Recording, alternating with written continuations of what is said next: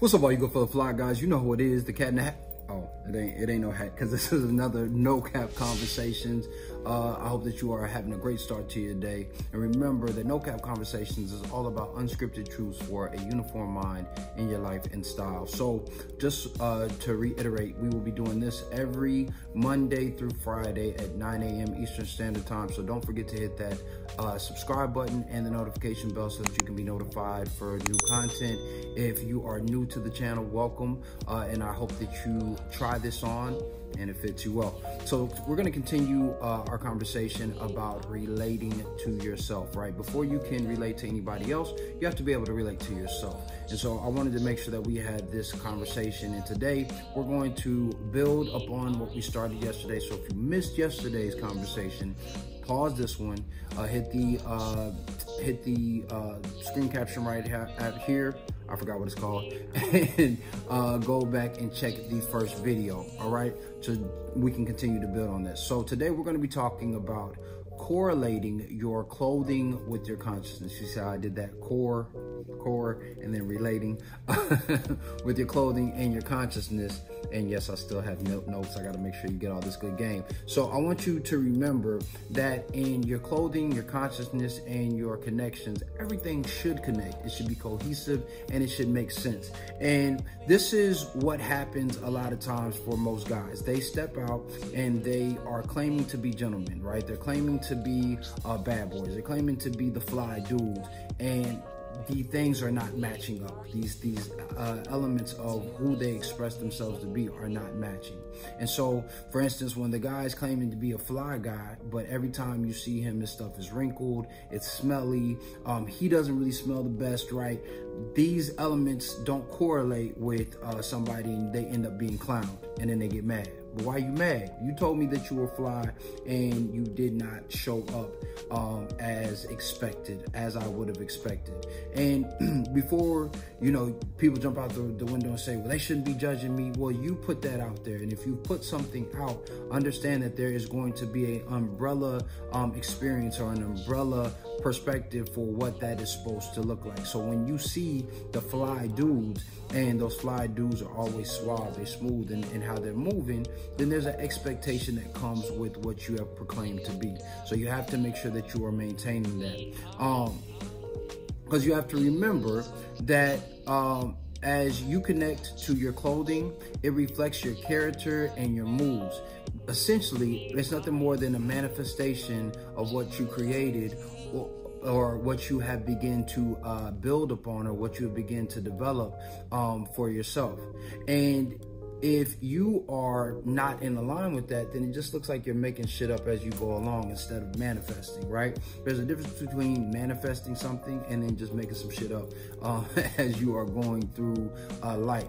And if you're manifesting, you have a clear goal, you have a point of view, and you have something that you are consistently going through until it aligns with who you are and what you're about. And this is why, if you've been following me on IG, I always talk about practicing it until you become it, not faking it till you make it. And so a lot of people are simply just making up things. They're saying words, they're saying things that they don't really understand, that they don't understand or overstand. They're not seeking to really have the knowledge base behind what they're talking about. They're just saying, oh yeah, I'm a gentleman, but they don't understand what it means to be noble, genteel, tender, and all these other different types of elements that they're moving through.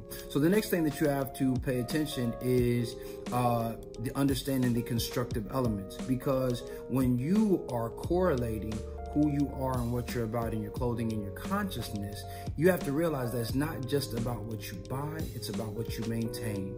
Even if you're still building things, there are practices that should remain consistent. Remember, I just said, you don't fake it till you make it, you always practice it till you become it. And not only that, it is not just about you. It is about your constituency. It's about your core group of people that you are finding yourselves around. Are they able to are they able to speak to what it is that you do? You see, when it comes to your reputation, when it comes to who you are and the integrity of who you are and what you're about, it's important to make sure that you have a core group of people who can reiterate that, who can speak to that, and can also call you on your BS when you're stepping out of alignment in that space. Just a quick story. When I was back in Texas, a lot of times, you know, when you're young, you find yourself influenced by outside forces instead of internal direction.